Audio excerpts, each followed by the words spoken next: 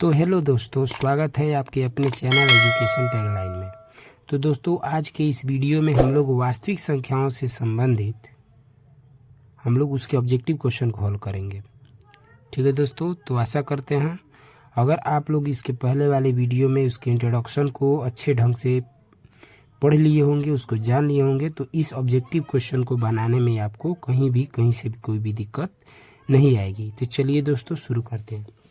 तो दोस्तों, इसमें पहला क्वेश्चन है कि यदि P और Q दो अभाज्य संख्याएं हैं तो मौसा होगा। यानी अगर हम लोग P और Q को दो अभाज्य संख्या माने, यानी P भी हमारा और Q दोनों क्या हो, अगर अभाज्य संख्या होता है तो उसका मौसा क्या होगा, मतलब महत्तम समापवर्तक क्या होगा। तो चलिए दोस्तों इसको सॉल्व करते हैं। तो देखिए दोस्तों, इसमें किसको किसको P और Q को क्या मान लिया जाए, अभाज्य संख्या। तो इसमें होगा कि क्या दोस्तों, देखिए अगर मान लीजिए यहाँ पे मैं P रखता हूँ और यहाँ पे Q, तो P का गुणांक क्या होगा दोस्तों, 1, और Q का गुणांक 1। ठीक है, तो देखिए दोस्तों, यानी मौसा में क्या कहता है दोस्तों, यानी मौसा क्या कहता है कि इसमें जो कॉमन फैक्टर होता है, मतलब जो इसमें कॉमन होता है, यानी उभयनिष्ठ संख्या को हम लोग लेते हैं, तो इसमें उभयनिष्ठ कौन है, 1। ठीक है दोस्तों, यानी 1 है। तो हमारा P और Q को जो अगर हम लोग अभाज्य संख्या लेते हैं तो इसमें हमारा उसका मौसा क्या होगा दोस्तों, इसमें मौसा उसका 1 होगा, यानी यही हमारा आंसर होगा दोस्तों। ठीक है, उसके बाद देखिए दूसरा नंबर, यानी हमारा पहला का आंसर कौन होगा, A होगा।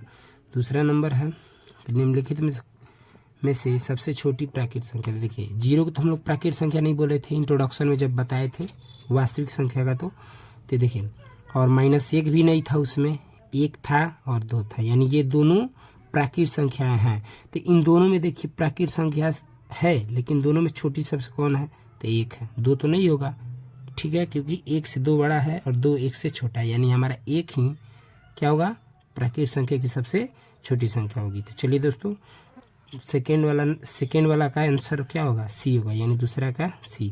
चलिए अब तीसरा नंबर में आते हैं दोस्तों। अब इसमें क्या बोल रहा है कि संख्याएं 12, 15 और 21 का मौसा क्या होगा। तो चलिए कौन कौन है, 12 तीसरा नंबर ये पहला था, तो 12, 15 और 21। तो एक चीज़ मैं बता दूं दोस्तों, यानी जब कभी भी मौसा का बात हो तो आप समझिएगा उसमें उभयनिष्ठ गुणनखंड, हमको उभयनिष्ठ गुणनखंड क्या करना है, लेना है। ठीक है दोस्तों, तो उभयनिष्ठ देखना है बस। तो उभयनिष्ठ का मतलब समझ रहे हैं ना दोस्तों, उभयनिष्ठ का मतलब होता है 2 जोड़े या 3 हो, उसका जब हम लोग क्या करते हैं, देखिए अभी पता चल जाएगा। जैसे आप इसको कैसे तोड़ेंगे, 12 को 2 दूनी 4 और 4 तियाँ 12। ओके, सॉरी दोस्तों, यहाँ पे 3 रहेगा, यानी 2 दूनी 4, 4 तियाँ 12, और यहाँ पे देखिए 5 एकम 5, 5 तियाँ 15, ये हो गया हमारा 21 का। 7 एकम 7 और 7 तिरिका 21, यानी 7 तिरिका 21 होगा। तो देखिए दोस्तों, यहाँ भी 3 है और यहाँ भी 3 है। ठीक, जोड़ा बन रहा है ना, 3 को हुआ, यानी कॉमन इसी को बोलते हैं जब सेम टू सेम 2 से अधिक संख्याएं जब हो, यानी 2 से अधिक संख्याएं जब होती हैं, 2 से अधिक, तब हम लोग उसको कॉमन में ले लेते हैं। अर्थात क्या हुआ, इसका मतलब कि मौसा हमारा क्या निकलेगा, 3। ओके, चलिए मौसा इसका 3 होगा। अब आगे बढ़ते हैं। तो देखिए दोस्तों, इसमें चौथा नंबर क्या क्वेश्चन पूछ रहा है कि निम्नलिखित में से कौन यौगिक संख्या है। ठीक है दोस्तों, यानी यौगिक संख्या पर ज़्यादा हम लोग को फोकस करना है। अगर यौगिक संख्या हम लोग समझ जाते हैं तो आराम से इस क्वेश्चन का जवाब हम लोग दे सकते हैं। तो चलिए चलते हैं। तो देखिए दोस्तों, यौगिक संख्या, यौगिक संख्या, ठीक है दोस्तों, और इसी का एक भाई है रूढ़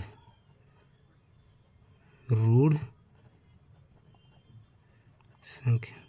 देखिए दोस्तों, रूढ़ संख्या को हम लोग अभाज्य संख्या भी कहते हैं और यौगिक संख्या को हम लोग भाज्य संख्या। ठीक है दोस्तों, ओके चलिए, तो देखिए भाज्य संख्या तो हम लोग पहले वाले क्लास में पढ़ चुके हैं। इसके पहले वाला जो वीडियो हम बनाए थे इंट्रोडक्शन वाला, उसमें तो बता दिए थे बारीकी से कि अभाज्य किसे कहते हैं और भाज्य किसे कहते हैं।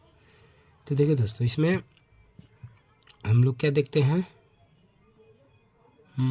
अभाज्य में वैसी संख्याएं जो स्वयं और एक के अलावा न कटे।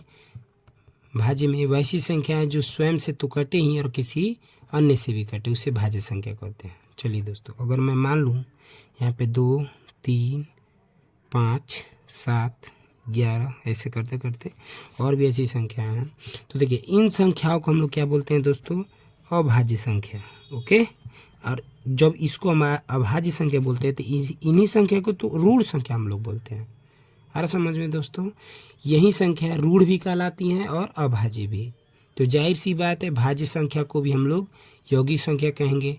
तो किन संख्याओं को हम लोग भाज्य संख्या कहते हैं, तो वैसी संख्याओं कहते हैं जो दो और मतलब स्वयं से और किसी अन्य से विभाजित हो जाए, जैसे 4, 6, 8, 12, 16, 21, ये ऐसी संख्या हैं दोस्तों, और 9 भी हो जाएगा, जो स्वयं से तो कटेगा ही, इसके साथ साथ किसी अन्य से भी कट जाएगा। मीन्स इस संख्याओं को, यानी इन संख्याओं को हम लोग क्या कह सकते हैं, यौगिक संख्या भी बोल सकते हैं और भाज्य संख्या भी बोल सकते हैं। तो देखिए 4 को हम लोग कैसे तोड़ सकते हैं, 2 दूनी 4, 6 को 3 दूनी 6, 8 को 2 गुणे 2 गुणे 2 यानी 2 दूनी 4 दूनी 8, 9 को 3 तिरिका 9, 12 को 6 दूनी 12, 16 को 8 दूना 16, ठीक है दोस्तों, 21 को 7 तिरिका 21।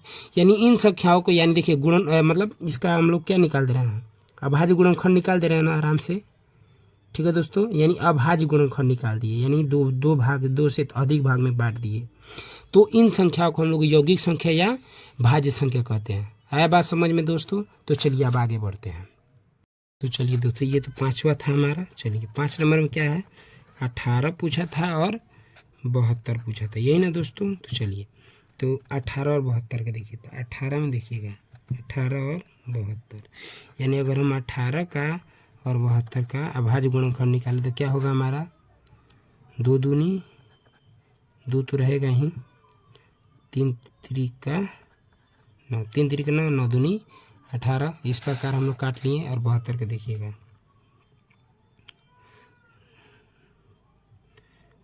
कैसे दोस्तों, 3 तिरिका 9, 2 दूनी 4, 2 दूनी 4 दूनी 8, 3 तिरिका 9, 9 8 72, यानी 3 तिरिका 9, 9 दूनी 18, 18 दूनी 36 और 36 दूना 72। तो देखिएगा दोस्तों, इसमें एक चीज़ कॉमन क्या दिख रहा है आपको, यहाँ पे देखिएगा, यहाँ पे 3 है, ओके दोस्तों, यहाँ पे भी 3 है, और यहाँ पे क्या है, 2 है, यानी क्या ये तो निकल जाएगा, इसका कोई काम नहीं है, यानी जिसका हम लोग जोड़ा नहीं लगाए हैं उसको देखेंगे।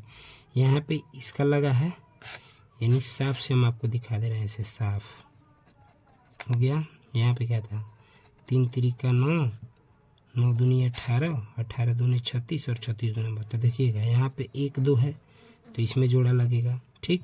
यहाँ पे 1 3 है, इसमें जोड़ा लगेगा, ये 3 या इसमें लगेगा, यानी कै गो हुआ, 2 एक बार है तो 1 बार 2 लिखेंगे, 3 कै बार है, 1 बार इसका लगा है और 1 बार इसका, यानी 2 बार है ना, 2 यहाँ पे लिख देंगे, 2 को 3। अब गुणा कीजिए, 3 दूनी 6 और 6 तिरी 18। ओके दोस्तों, यानी हमारा ऑप्शन होगा ए, यानी 18 नंबर।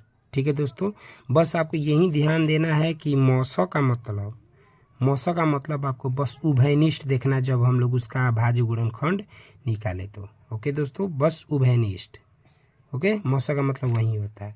चलिए 5वां नंबर तो हो गया हमारा। अब 6ठे नंबर पर आइए, कह रहे 64 के अभाज्य गुणनखंड में 2 का घातांक, यानी 64 में अभाज्य गुणनखंड में किसका, 2 का घातांक देखना है। तो चलिए आगे बढ़ते इसके लिए भी। तो चलिए, तो 64 में 2 का घातांक देखना है, 64, तो यहाँ पर हम लिख दिए 64। तो देखिए दोस्तों, तो 64 को हम लोग कैसे तोड़ सकते हैं अभाज्य गुणनखंड में, देखिएगा, 2 दूनी 4, 4 दूनी 8, 8 दूना 16, देखिए 2 दूनी 4, 4 दूनी 8 दूना 16, 16 दूना 32, 32 दूना 64। यानी देखिएगा 2 दूनी 4, 4 दूनी 8, 8 दूनी 16, 16 दूनी 32, 32 दूना 64। जोड़ा लगाइए इसका 1 2 3। कितने का जोड़ा लगा दोस्तों?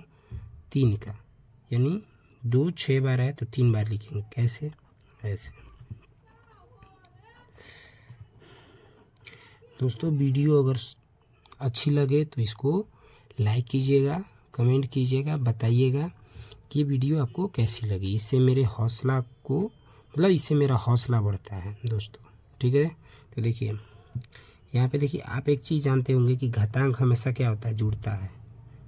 यानी किसी भी चीज़ का, यानी किसी भी अंक का जब घात दिया हो तो घात और घात क्या होते हैं? जुड़ते हैं। यानी देखिए कई गो है, 2 2 4 2 6, यानी 2 4 6, यानी इसका राइट आंसर क्या होगा दोस्तों? 6 होगा। ओके, तो देखिए दोस्तों इसका ऑप्शन नंबर सी होगा। ओके, यानी 64 के अभाज्य गुणनखंड में 2 का घातांक क्या होगा? 6। ओके, अब देखिए, अब निम्नलिखित में से कौन अभाज्य संख्या है? तो आप अपने मन से कमेंट में इसको बताइएगा, हम नहीं बताएंगे, ठीक है, क्योंकि इसको हम आपको बढ़िया से बता दिए हैं। बस आपको इसमें जानना है, क्या बताना है कि अभाज्य संख्या कौन है। ठीक, तो वैसी संख्या है जो खुद से और एक के अलावा किसी से न कटे, तो कौन होगा? इसको कमेंट में बताइएगा, ठीक है। यानी 7वें नंबर क्वेश्चन का जवाब आप खुद दीजिएगा। ओके, चलिए तो आगे बढ़ते हैं। तो दोस्तों देखिए एकदम 64 जो हमारा अभी पीछे बना है 64 के अभाज्य गुणनखंड में 2 का घातांक देखे थे। अब ठीक उसी प्रकार 156 के अभाज्य गुणनखंड में 2 का घातांक देखते हैं। ठीक है दोस्तों, तो चलिए, यानी कितना था हमारा? 156, यही ना था दोस्तों? हाँ ठीक है, 156। तो चलिए इसको निकालते हैं। कितना जाएगा? तो 2 सते 14, 2 8 16, 2 तिया 6 और 9 दूनी 18। देखिएगा यहाँ पे 13 तिया 39 और 13 1 13। ओके दोस्तों, यहाँ पे देखिए यानी होगा 2 गुणे 2 गुणे 3 गुणे 13। ओके, 2 दूनी 4, 4 तिया 12, 12 13 156। ठीक है, तो यहाँ पे देखिएगा 2 का घातांक। तो देखिए दोस्तों इसमें हम लोग जोड़ा किसका लगा पाए हैं? केवल 2 का। ओके, तो आपको अब समझ में आ गया होगा इसका आंसर क्या हो सकता है। तो इसका आंसर हमारा 2 होगा। ठीक है दोस्तों, चलिए तो आगे बढ़ते हैं। यानी ऑप्शन नंबर ए राइट है हमारा। ओके, चलिए तो अब 9वां नंबर क्या बोल रहा है कि निम्नलिखित में से कौन सा युग्म सह अभाज्य है? ओके दोस्तों, निम्नलिखित में से कौन सा युग्म सह अभाज्य है? तो चलिए एक और पॉइंट मिल गया हमको, सह अभाज्य। जैसे यौगिक मिला था उसी तरह से सह अभाज्य मिल गया। तो हम लोग ये जान लें कि सह अभाज्य किसे कहते हैं दोस्तों? सह अभाज्य, सह अभाज्य संख्या किसे कहते हैं? ओके, तो दोस्तों आज ही आपको ये चीज़ दिमाग में रख लेना है कि सह अभाज्य किसे कहते हैं। देखिए दोस्तों ये एग्जाम में पूछता नहीं है, लेकिन अगर हमसे कोई पूछ दे ये मैटर रखता है। ठीक है, तो ये एग्ज़ाम के व्यू समझ जाइएगा, आपसे कोई भी पूछ सकता है, बच्चा या टीचर। तो इसका भी मौसम लोग निकाल के चेक करते हैं। चलिए, तो यहाँ पे है 18 और 25। तो देखिएगा 3 3 9 और 9 दूनी 18, 5 5 25। तो दोस्तों हम लोग यहाँ पे एक भी लिख दे तो कोई दिक्कत नहीं हो सकता है, और इसमें भी एक लिख दे तो कोई दिक्कत नहीं होगा। ठीक है, चलिए तो इसका देखिएगा जोड़ा लग रहा है दोस्तों। ठीक है, यानी इसका HCF यानी 18 और 25 का HCF क्या मिला हमें? 1। इसका मतलब क्या हुआ दोस्तों कि 18 और 25 यही 2 संख्याएं हैं जिनका मौसा क्या आ रहा है? 1 आ रहा है। तो ऑप्शन बी हमारा सही होगा। 9 नंबर का ऑप्शन होगा बी, यानी 18 और 25 ये 2 ऐसी संख्याएं हैं जो सह अभाज्य हैं, यानी इनका मौसा जो है हमारा क्या मिल रहा है? 1 मिल रहा है। ओके, चलिए तो आगे चलते हैं। हमारा ऑप्शन नंबर ये बी होगा आंसर सही। और अब देखिए क्वेश्चन नंबर 10, यहाँ पे देखिएगा ये बोल रहा है कि √12 का परिमेयकरण कीजिए, यानी परिमेयकरण गुणांक है, यानी इसमें देखना है परिमेयकरण इसका कौन होगा। ओके दोस्तों, चलिए किसका? √12 का। तो आप हम लिख दिए √12, तोड़िए इसको, रूट में ही रहने दीजिए। तो हम 12 को ऐसे लिख सकते हैं, 3 दूनी 6, 6 दूनी 12 लिख सकते हैं ना दोस्तों, एकदम लिख सकते हैं। इसमें जोड़ा लगा तो जो जोड़ा लगता है उसको हम लोग बाहर कर देते, तो अंदर कौन होगा 3, और यहाँ पे 2 गो है तो ये बाहर निकलेगा, यानी ऑप्शन हमारा मतलब सही आंसर क्या होगा 2√3। तो दोस्तों देखिएगा एक चीज़, यहाँ 10 नंबर में ऑप्शन ए दिया है, √3 दिया है, तो जो कि क्या होगा हमारा गलत होगा। यहाँ पे राइट आंसर होगा 2√3 यानी 10 का डी। ओके, चलिए अब चलते हैं 11 नंबर में। इसमें क्या बोल रहा है, निम्नलिखित में कौन परिमेय संख्या है। ओके दोस्तों, तो देखिएगा इसमें 4 ऑप्शन दिए, इसमें खोजना है, हमको बताना है कि कौन परिमेय होगा। ओके, देखिए 4 + √7 है। तो एक चीज़ ध्यान में रखिएगा दोस्तों, ये जो है नोट में हम बताए थे, शायद नहीं बताए थे, कि कभी भी परिमेय व अपरिमेय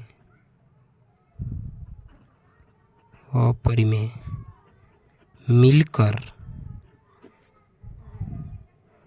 अपरिमेय ही बनाते हैं। ओके, यानी कभी भी परिमेय और अपरिमेय, यानी परिमेय और अपरिमेय संख्या जो आपको मिलेगा ना साथ में, वो जब मिलेगा ना दोस्तों तो किसका निर्माण करेगा, अपरिमेय का। ओके, तो यहाँ पे देखिए ध्यान से, यहाँ पे 4 और √7 है ना, 4 + √7, तो ये 4 तो है परिमेय संख्या, बट यहाँ पे √7 अपरिमेय है, तो मिलेगा तो क्या बनेगा, अपरिमेय बनेगा। यहाँ पे देखिएगा बी नंबर में क्या है 10 तो परिमेय है ही। यहाँ पे देखिएगा √100 है, तो 100 का क्या बाहर निकाल सकते हैं दोस्तों, आराम से निकाल सकते हैं, 10 × 100 यानी इसमें से इसका जोड़ा बन सकता है, तो जोड़ा में से एगो निकाल देंगे, इसका मतलब हमारा ऑप्शन बी राइट आंसर होगा। सी नहीं होगा, देखिए 2 परिमेय है लेकिन यहाँ पे 3 अपरिमेय है, मिलेगा तो अपरिमेय।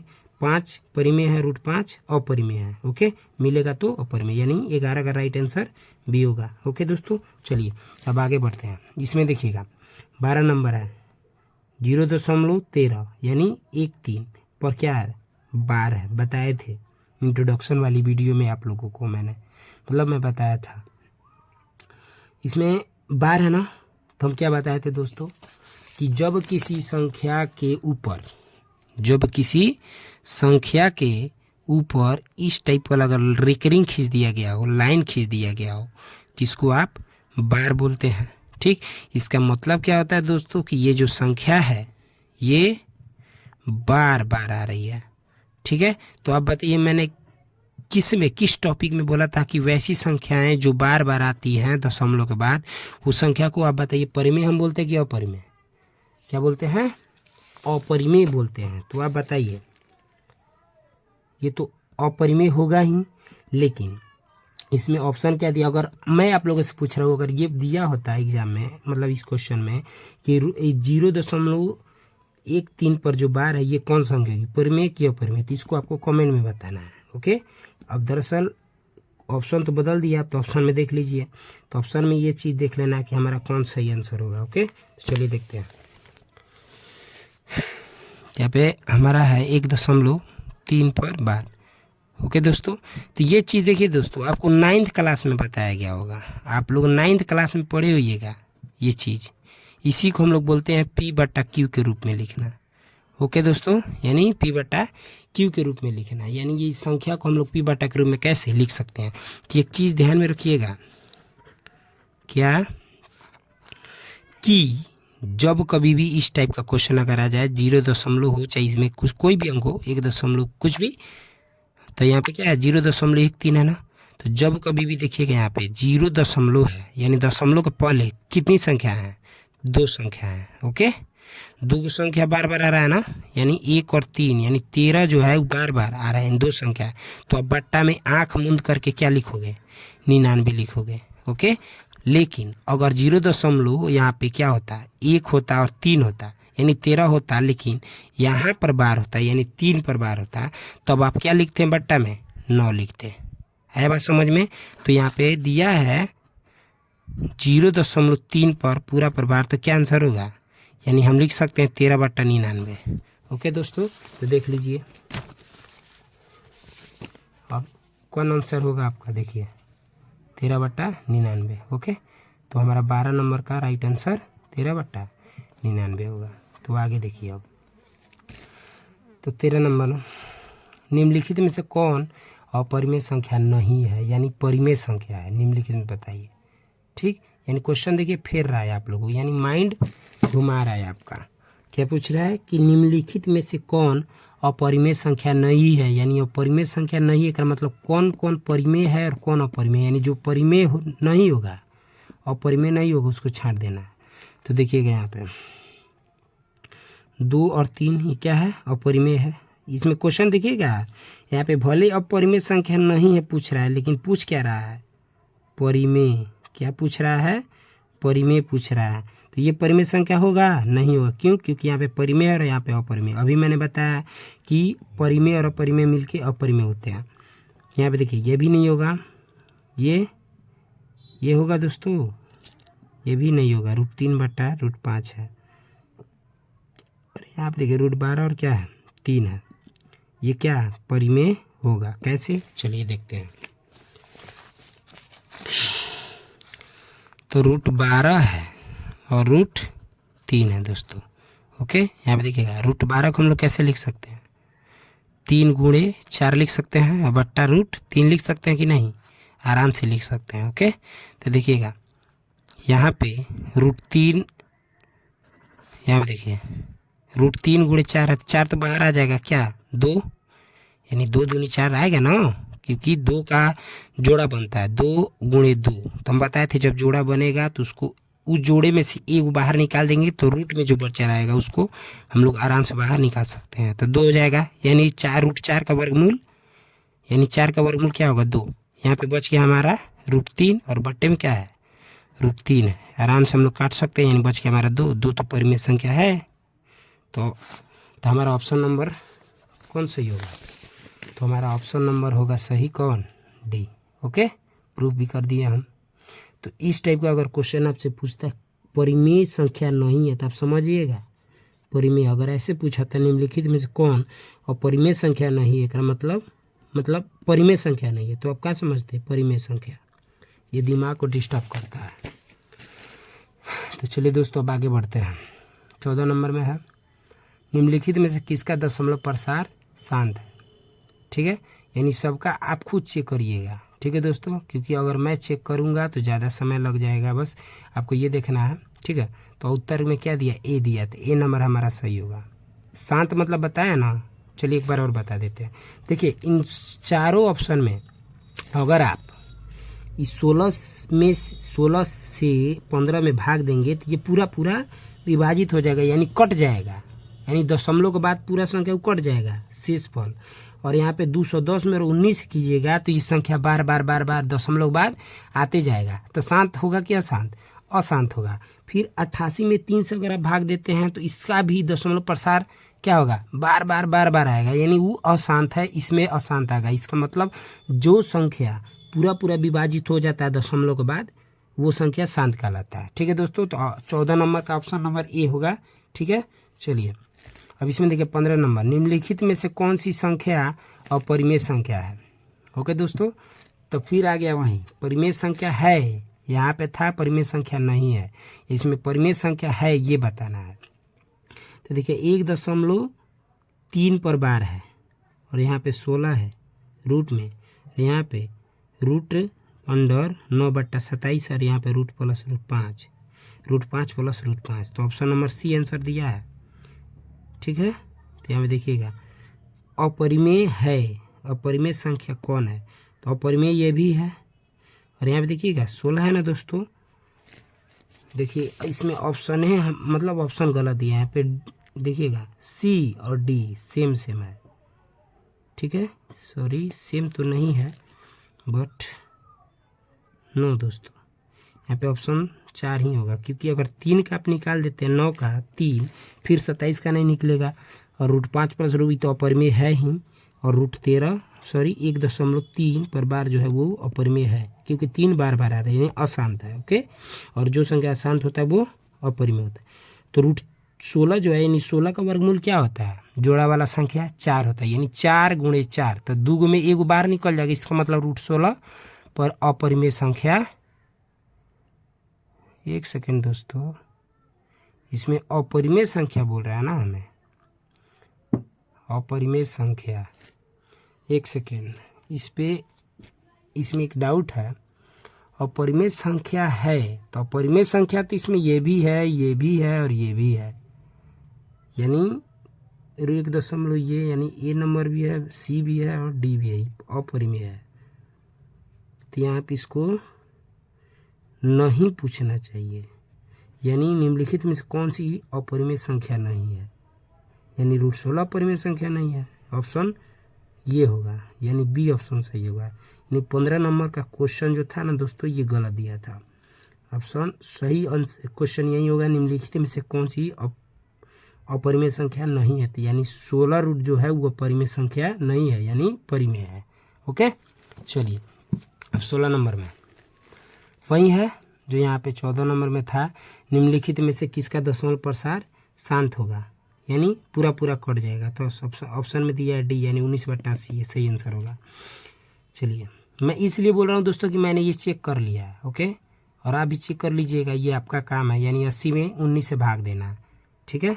भागफल में, अगर भागफल में देखिएगा कि 0 दशमलव के बाद बार बार संख्या दोहराया जा रहा है, एक ही संख्या बार बार आ रहा है, तो आप समझिएगा वो अशांत है और कट गया पूरा, यानी भले ही 4 दशमलव बाद 2 गो 3 गो 4 गो संख्या आप दे दिए, लेकिन फिर भी अंत में जाते जाते वो कट जाता है, तो वो शांत होगा। ओके, 17 नंबर में देखिएगा, 17 नंबर क्वेश्चन है दोस्तों, क्वेश्चन दिया हमारा, निम्नलिखित में कौन सी परिमेय संख्या है, ये भी आपको ऐसे ही जवाब देना है, आप भी इसका जवाब खुद दीजिएगा, मैं नहीं देने वाला, ओके, क्योंकि मुझे ऐसा लगता है कि इसका जवाब आप लोग खुद दे सकते हो। ओके, परिमेय संख्या पूछ रहा है, ठीक है। चलिए दोस्तों अब आगे बढ़ते हैं। अब दोस्तों आपको यहाँ पे ये देखना है, 18 नंबर में देखिएगा, 0.105 का p/2n × 5n रूप निम्नलिखित में से कौन है, यानी इसमें से बताना है आपको इसका रूप कौन होगा, ठीक है। चलिए तो इसको भी सॉल्व करते हैं।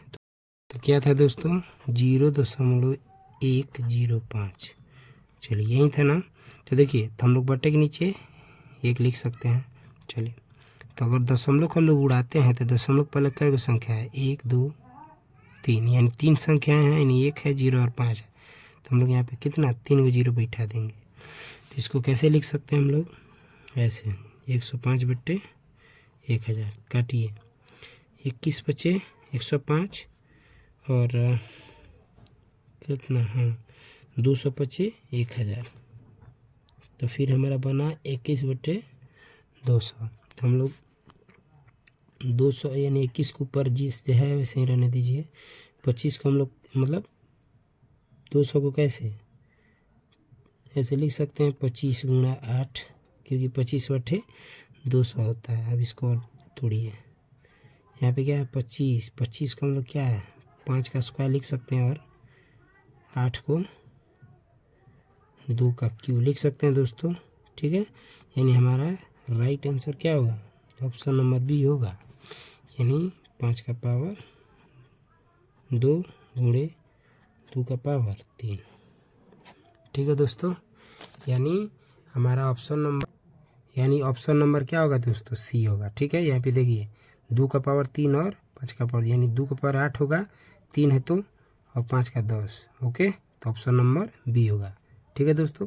अब चलिए आगे चलते हैं। इसके बाद 19 नंबर में क्या कर रहा है दोस्तों कि निम्नलिखित में किसका दशमलव प्रसार अशांत, अशांत का मतलब किसको भाग देने पर वो संख्या बार बार दशमलव बाद आ रहा है, तो ऑप्शन नंबर यहाँ पे सी आंसर दिया है, राइट आंसर, तो ऑप्शन नंबर सी होगा। यानी ये जितनी भी संख्याएं हैं ये सब शांत है, यानी इसको भाग दीजिएगा तो भागफल में पूरा पूरा कट जाएगा दशमलव बाद, लेकिन ये ऐसी संख्या 121 मतलब 13/121, यानी 121 में आप 13 से भाग दीजिएगा तो इसका जो दशमलव प्रसार होगा वो क्या आएगा, अशांत आएगा। ओके दोस्तों, तो चलिए अब बढ़ते हैं आगे वाले क्वेश्चन में। तो चलिए दोस्तों इसमें देखिएगा, ये वाला जो क्वेश्चन है ये बहुत ज़्यादा इम्पोर्टेंट है, ध्यान से। यदि भाग एल्गोरिदम ए बराबर बी क्यू प्लस आर में यदि ए का मान 37 दिया हो, बी का मान 4 और आर का मान 1 दिया हो तो क्यू का मान यहाँ पे हम लोग को ज्ञात करना है। तो इसका ऑप्शन में देखिए ए नंबर राइट आंसर दिया है। तो चलिए इसमें देख लेते हैं, इसको बनाते हैं। तो देखिएगा, ध्यान से देखिएगा। चलिए, तो क्या था, ए बराबर बी क्यू प्लस आर, यही ना था। तो देखिए यानी ए का मान कितना दिया था 37, बी का मान 4 और आर का मान 1 दिया था। ओके दोस्तों, तो यहाँ पे देखिए सूत्र का प्रयोग करते हैं, यानी ये सूत्र है, देखिएगा। तो ए बराबर दिया है बी क्यू प्लस आर, ए का मान कितना दोस्तों 37। तो यहाँ पे क्या लिख देंगे 37 लिख देंगे। बी का मान 4 है तो यहाँ पे हम लोग 4 लिख देते हैं।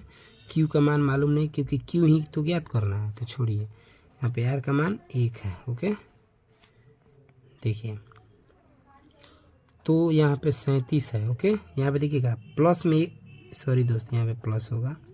यहाँ पे एक किस चीज़ में प्लस में, और बराबर के जब इधर लाते हैं तो प्लस वाला क्या हो जाएगा माइनस, यहाँ पे बचेगा हमारा 4Q। ओके, तो देखिए 37 में से 1 घटाइएगा तो कितना बचेगा 36 बचेगा। ओके, और यहाँ पे बचेगा 4Q।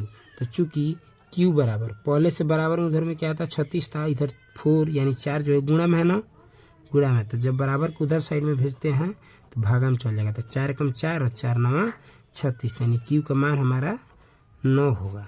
ओके दोस्तों, समझ में आया है? ठीक है, चलिए तो आगे बढ़ते हैं। देखिए तो इसका राइट आंसर यहाँ पे ए है 9 नंबर, सॉरी ए नंबर है, यानी ऑप्शन ए 9। ओके, चलिए आगे।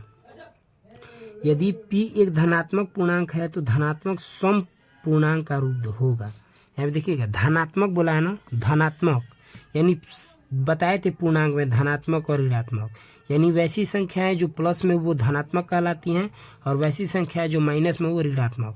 तो धनात्मक तो बोला ही है, यही पॉइंट है। देखिएगा धनात्मक के साथ साथ और क्या बोला है, सम बोला है। ठीक है, तो धनात्मक सम पूर्णांक और ऋणात्मक सम पूर्णांक कौन होगा, यानी धनात्मक सम पूर्णांक अगर हम बोलें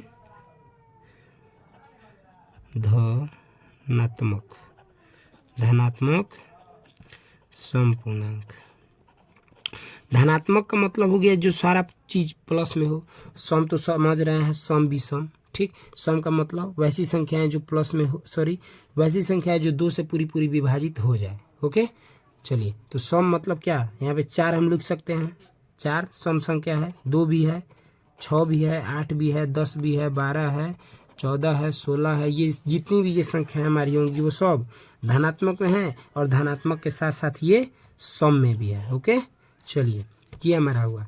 लेकिन अगर ऋणात्मक में पूछा जाए, ऋणात्मक सम पूर्णांक, तो ऋणात्मक सम पूर्णांक में देखिएगा ऋणात्मक सम पूर्णांक में क्या होगा, अगर ये 4 और 2 धनात्मक सम पूर्णांक है, ठीक है, तो इसी को अगर हम लोग को बनाना है ऋणात्मक सम पूर्णांक, तो हम लोग इस 4 को माइनस में 4 लिख देंगे तो क्या बन जाएगा ऋणात्मक सम पूर्णांक, यानी माइनस में हो गया। ये भी हमारा ऋणात्मक सम पूर्णांक होगा। ओके, लेकिन अगर यहाँ पे सम न कह के बल्कि अगर हम लोग क्या बोल दें, विषम बोल दें, तो विषम में क्या होगा, विषम में कौन कौन संख्या आती है, यानी वैसी संख्या जो 2 से पूरी पूरी विभाजित न हो। तो कौन कौन संख्या, 3 है, ठीक है, 5 है, 7 है, ठीक है, 9 है। ये जितनी भी संख्या है ये विषम संख्या है। क्यों, क्योंकि 2 के अलावा किसी से भी कट जाएंगे, यानी 2 से नहीं कटेगा। ओके, तो इसको इसमें देखिएगा, तो अगर खाली हम 3 ले तो 3 क्या है, धनात्मक यानी प्लस में है, तो ये प्लस का कौन सा होगा, विषम होगा कि सम होगा, विषम होगा। ठीक, ओके, क्यों, क्योंकि ये धनात्मक में नहीं है, सॉरी धनात्मक में है लेकिन विषम है। अगर हम पूछे ऋणात्मक का विषम पूर्णांक, तो ऋणात्मक का विषम पूर्णांक कौन होगा, ऋणात्मक का विषम पूर्णांक होगा -5, क्योंकि विषम संख्या तो है 5 लेकिन किस पूर्णांक में है, तो माइनस में। ओके दोस्तों, ये समझ में आया? चलिए तो ऑप्शन नंबर इसमें देखिएगा कौन होगा, यानी आपका 22 नहीं 21 नंबर का देखिएगा। हाँ, यदि p एक धनात्मक पूर्णांक है तो धनात्मक सम पूर्णांक का रूप देखिए। तो धनात्मक देखिए सम पूर्णांक 2p है, सम है और इसको धनात्मक, यही हमारा राइट आंसर होगा। लेकिन यहाँ पे 1 है, यहाँ पे सम तो है मतलब धनात्मक में है लेकिन ये विषम है, धनात्मक है खाली, ये तो नहीं होगा, ये भी देख लीजिए। ओके, एक तो विषम संख्या नहीं है। ओके, तो देखिए, तो ये तीनों में से कोई नहीं होगा, यानी हमारा answer A, option number A right answer होगा। चलिए, तो 22 नंबर में देखिएगा, 22 नंबर में महत्तम समापवर्तक P, Q गुणे लघुत्तम समापवर्त्य P, Q बराबर है किसके, ए के। ओके, क्यों, क्योंकि देखिए अगर मस गुणे लस है तो मस गुणे लसन क्या है, PQ है, और गुणे क्या है, यहाँ पे भी PQ है। तो इसमें कॉमन दिख रहा है आपको, कॉमन क्या है, P और Q है, तो एक P और Q लिख सकते हैं आराम से हम, ठीक है। तो इसलिए आंसर हमारा कौन होगा, P into Q right answer होगा। ओके, अब उसके बाद देखिएगा 23 नंबर है, तो दो धनात्मक पूर्णांकों A और B के लिए मस A, B गुणे लस A, B बट्टा ए बी। ओके, तो देखिएगा, तो इसमें एक चीज़ है दोस्तों, जब दो धनात्मक पूर्णांकों A और B के लिए, मतलब ये जो पूरा दिया है हमारा, ये किसके बराबर होता है, ये किसके बराबर होता है, तो ये होता है किसके बराबर, देखिएगा, यानी PQ है यहाँ पर, सॉरी दोस्तों, यानी PQ बराबर है LCM गुणे HCF। ओके, है ना दोस्तों। तो पूछ रहा है ये किसके बराबर होगा, तो देखिएगा दोस्तों, यहाँ पर देखिए PQ है ना, यानी यहाँ पे कितना PQ है, एक ही गुना है, यहाँ पे कुछ नहीं, इसका गुणांक क्या है, एक है, यानी इस PQ का गुणांक एक है।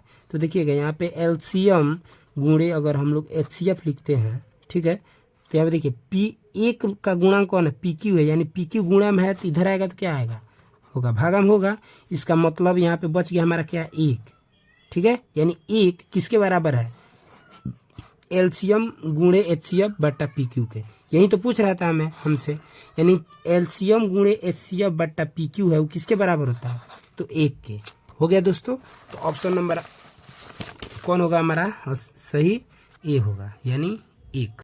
देखिए दोस्तों, यहाँ पे 24 नंबर जो क्वेश्चन है ज़्यादा इंपॉर्टेंट है, ठीक है, इस पर ज़्यादा ध्यान दीजिएगा।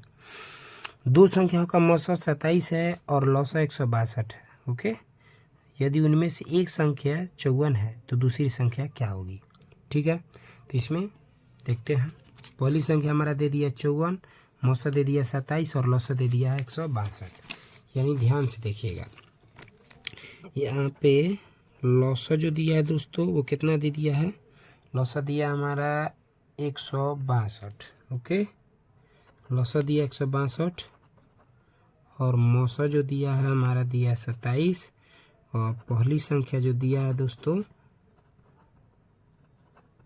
वो दिया है 54। ओके, चलिए तो इसको सॉल्व करते हैं। देखिए दोस्तों, एक सूत्र होता है, जब कभी भी ऐसे प्रश्न आपसे पूछा जाए तो इस सूत्र को ध्यान से देखिएगा। सूत्र आता है क्या दोस्तों, कि पहली संख्या गुणे दूसरी संख्या बराबर होता है किसके, लौसा गुणे मौसा के। ओके, बराबर होता है। तो यहाँ पे देखिए, तो पहली संख्या हमारा कितना दिया है 54, तो पहली संख्या की जगह पर हम लोग क्या लिख सकते हैं, 54 लिख सकते हैं, गुणा दूसरी संख्या तो नहीं दिया है, ठीक है, दूसरी संख्या तो ज्ञात करना है हमें, तो यहाँ पे लिख दीजिए दूसरी संख्या बराबर, लौसा क्या है, लौसा है 162, तो 162 लिख दिए, गुणा का चिन्ह है तो गुणा, मौसा है 27 तो 27 लिख दिए।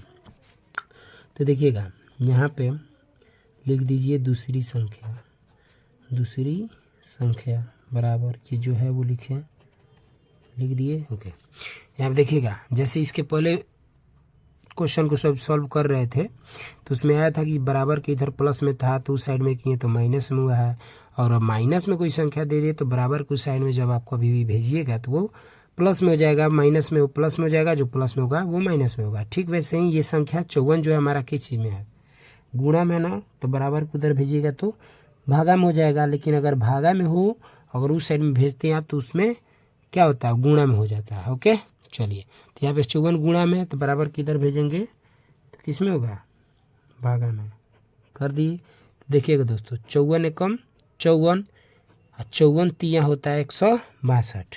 ठीक है, 4 तिया 12 का 2, 5 तिया 15, 1 16। ओके, यानी हमारा दूसरी संख्या बनेगा, बच क्या रहा है यहाँ पे, 3 गुणे 27, 27 तिया 3 7 21 के 1 हाथ में लगा 2, 3 दूनी 6 2 8, यानी 81। ओके दोस्तों, तो देखते हैं 81 कितने नंबर ऑप्शन पर है। तो देखिए 24 नंबर 81 कितने पर है, डी पर, यानी ऑप्शन डी हमारा राइट आंसर होगा। 25 में देखिएगा, किसी धनात्मक पूर्णांक q के लिए, यानी इसके पहले जो हम लोग सॉल्व किए थे 21 नंबर, एकदम सेम वही है, फर्क है क्या इसमें, फर्क है। देखिए यहाँ पे क्या है, सम है ना, यहाँ पे सम है और यहाँ पे विषम है। धनात्मक था तो धनात्मक है, यहाँ पर भी धनात्मक है।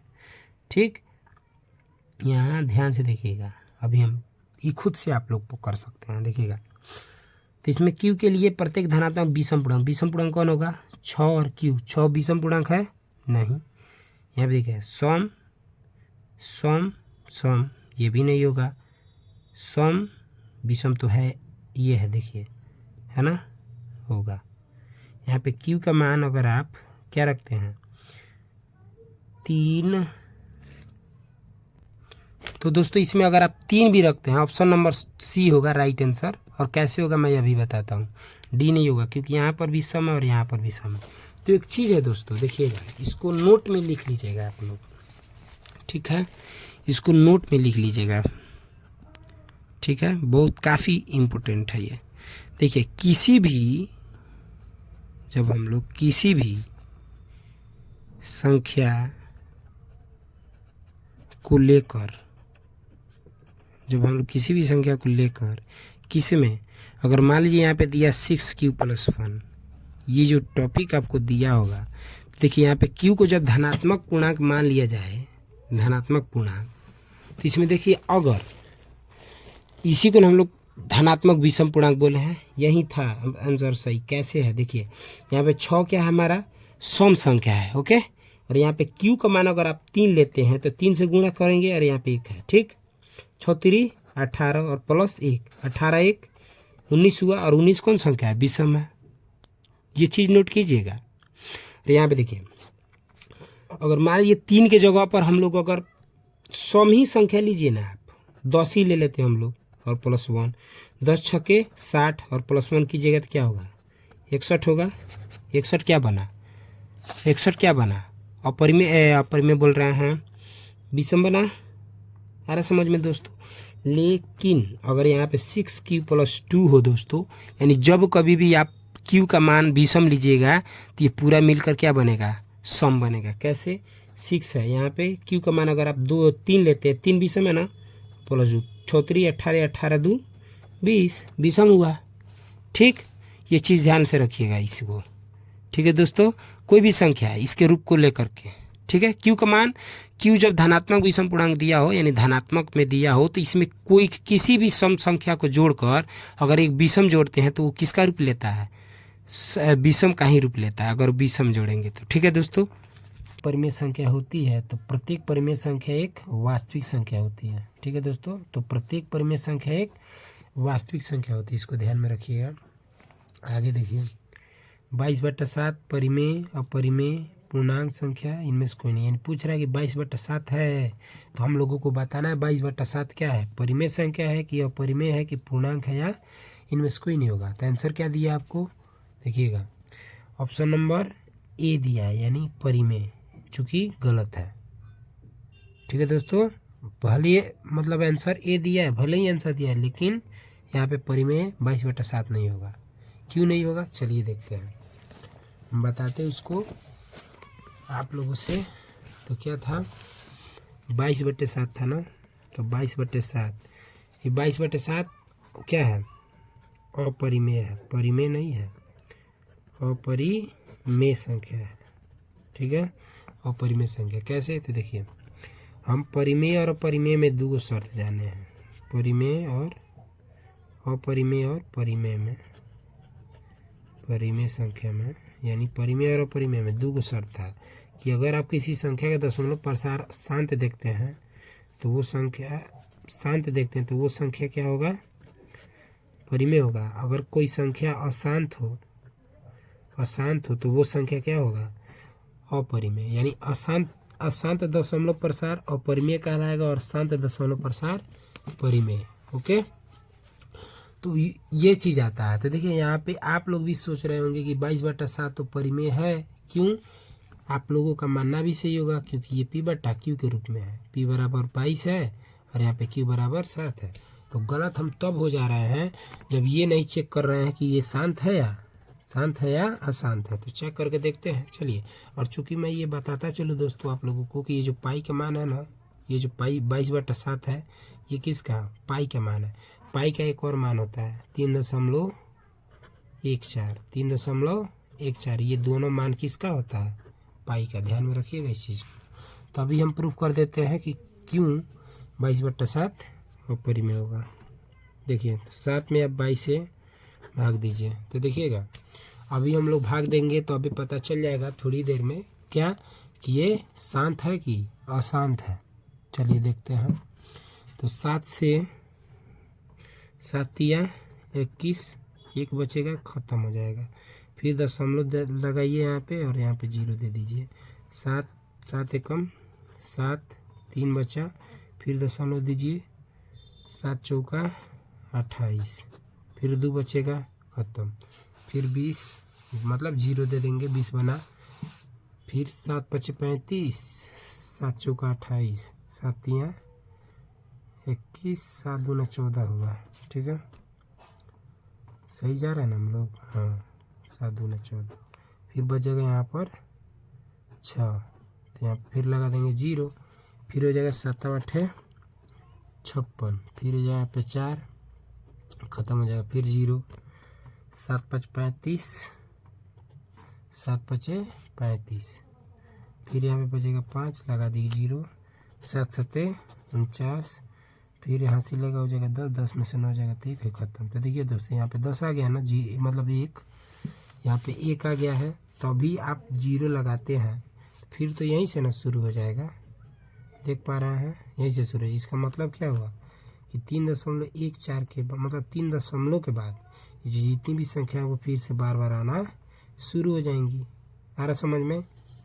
ये जितनी भी संख्या है 1 4 4 8 5 7, ये जितनी भी संख्याएं हैं ये बार बार आना शुरू हो जाएंगी। इसीलिए हम लोग कहते हैं कि 22/7 एक अपरिमेय संख्या है। ठीक, तो 22/7 ये देगा कि नहीं देगा, लेकिन फिर भी ये जरूर देगा आपको एग्जाम में कि 22/7 परिमेय है या अपरिमेय। तो आप बिना कुछ सोचे समझे आप क्या करेंगे कि पाई को अपरिमेय संख्या पर टिक लगा देंगे। ठीक है, और पाई का 2 मान होते हैं 22/7 और 3.14। ठीक है दोस्तों, तो चलिए अब अगले क्वेश्चन की तरफ चलते हैं। इसके बाद है 26 नंबर तो हो गया हमारा, अब 27, हाँ 27 हो गया, 28 पर देखते हैं। 28 में क्या है दोस्तों कि 2 लगातार संख्याओं का मौसा है। तो 2 लगातार संख्याओं का मौसा क्या होता है, चलिए इसमें देखते हैं। मान लेते हैं वो 2 लगातार संख्याएं 1 एवं 2 हैं। ठीक है दोस्तों, 1 एवं 2 है, वो लगातार संख्या 1 एवं 2 है। तो इसका मौसा हमको क्या करना है, ज्ञात करना है। ठीक है, मौसा ज्ञात करना है। तो देखिएगा 1 और 2, तो 1 से 2 में भाग दीजिए, 1 दूना 2, ख़त्म। यानी ये संख्या किससे पूरा कटा है, तो 1 से कटा है। इसका मतलब हम लोग क्या समझें कि 2 लगातार संख्याओं का जो मौसा होता है वो क्या होता है, 1 होता है। देखिए ऑप्शन डी में है, सही है। ओके, चलिए अब आगे बढ़ते हैं। यदि ए और बी अभाज्य संख्या है तो ए और बी का लसा होगा। चलिए ये भी देख लेते हैं। तो देखिए यहाँ पे ए और बी को, यानी ए और बी को क्या बोला है, अभाज्य संख्या। यानी पहले ही आप लोग कर लेना है कि ए और बी को क्या बना देना है, हमें अभाज्य संख्या बना देना है। ठीक है, तो अब बताना हम लोगों को क्या लसन पूछा है, हाँ लौसा बात पूछा है कि इसका लौसा क्या होगा, ठीक है। तो चलिए ए और बी का लौसा देखते हैं। चलिए तो ए और बी का लौसा, तो ए से ए कम ए और बी का बी हो जाएगा, फिर बी से तो ए का सेंध बी कम बी। ओके दोस्तों, चलिए तो हम लौसा जब इस तरह से कर लेते हैं उसके बाद हम इसका अभाज्य गुणनखंड करते हैं यानी गुणा करते हैं। तो चलिए तो लौसा निकालेंगे किसका किसका, यहाँ पे देखिएगा ए है फिर ए गुणे बी, इसका मतलब क्या होगा ए और बी का लौसा क्या होगा ए गुणे बी। तो चलिए ऑप्शन में देखते हैं ए गुणे बी दिया है कि नहीं दिया है। 29 नंबर देखिए यहाँ पे क्या दिया है, तो ए यह कहाँ है, हाँ ए और बी का भाज्य गुणनखंड ए और बी, देखिए लौसा क्या दिया है आंसर में डी आंसर है, तो ये आंसर गलत होगा। ए बट्टा बी है, ए और बी तो होगा नहीं, तो यहाँ पे आंसर क्या दिया है ए बट्टा बी दिया है, तो ये गलत होगा। और यहाँ पे ए बी है, इसका मतलब ए इंटू बी है यानी ए गुणे बी है, यही इसका सही आंसर होगा। ठीक है दोस्तों, तो ए और बी का भाज्य गुणनखंड है तो ए और बी का लौसा क्या होगा हमारा ए इंटू बी। चलिए अब उसके बाद का क्वेश्चन है दोस्तों क्या कि 45 और 60 का मौसा, ठीक है। एक सेकेंड 31 नंबर पढ़ रहे हैं, यहाँ पे 30 नंबर देखिएगा। निम्नलिखित में कौन सी अभाज्य संख्या है, ठीक है। निम्नलिखित में कौन सी अभाज्य संख्या, तो अभाज्य संख्या देखिए 27 नहीं होगा क्योंकि कट जाएगा 9 3 27, 7 5 35 भी कट जाएगा, 7 8 56 भी कट जाएगा, यानी तीनों में से कौन नहीं होगा। अभाज्य संख्या तो उसी को ना कहते हैं जो स्वयं से और एक के अलावा किसी अन्य से ना कटे। तो 13 वो संख्या है जो स्वयं से और किसी अन्य से नहीं कटेगा, केवल स्वयं से और एक से कटेगा, ठीक। यानी option number C answer right answer C होगा, ठीक है दोस्तों। तो चलिए अब इसके बाद हम लोग चलते हैं 31 नंबर क्वेश्चन पे। क्वेश्चन क्या है 45 और 60 का मौसा, 45 और 60 का मौसा में ज्ञात करना है। तो चलिए करते हैं।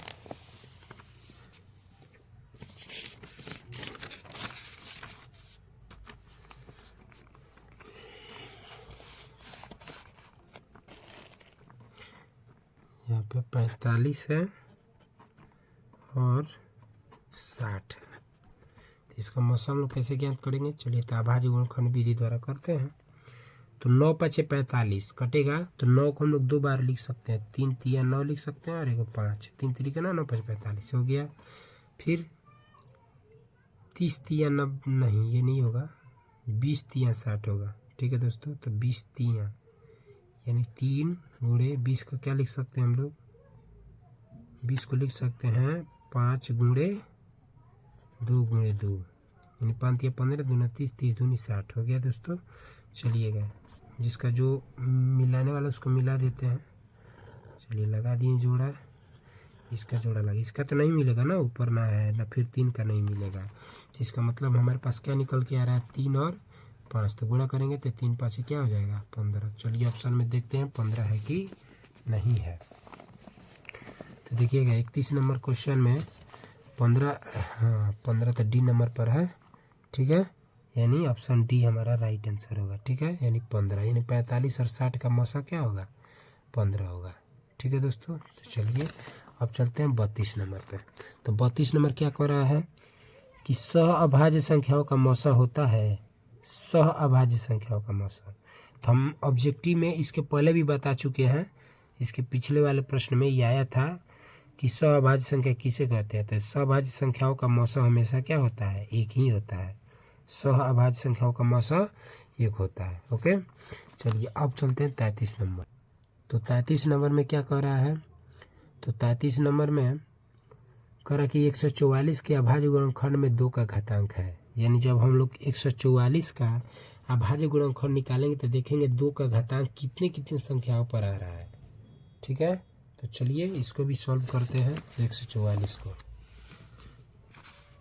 तो क्या है हमारा 144, तो 144 को कैसे 2 से करेंगे, पहले छोटी से छोटी संख्या लेंगे, 7 दूना 14 और 2 दूनी 4 यानी 72 दूना 144। फिर यहाँ पे लिख देंगे 36 36 दूना 72, 18 दूना 36, 9 दूना 18, 3 त्रिके 9, फिर 3 एकम 3।